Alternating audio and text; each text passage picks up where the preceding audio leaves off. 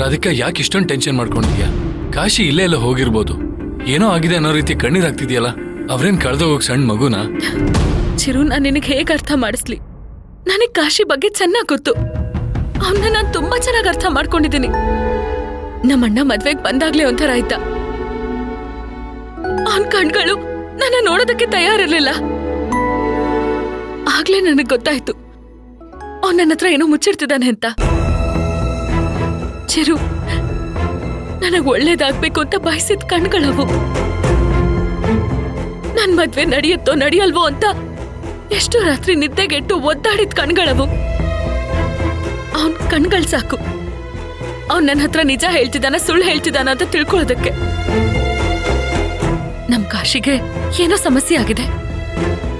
ಅವನು ನನ್ನಿಂದ ಅದನ್ನ ಮುಚ್ಚಿಡೋದಕ್ಕೆ ಪ್ರಯತ್ನ ಪಡ್ತಿದ್ದ ಅಂತಾನೆ ನನಗನ್ನಿಸ್ತು.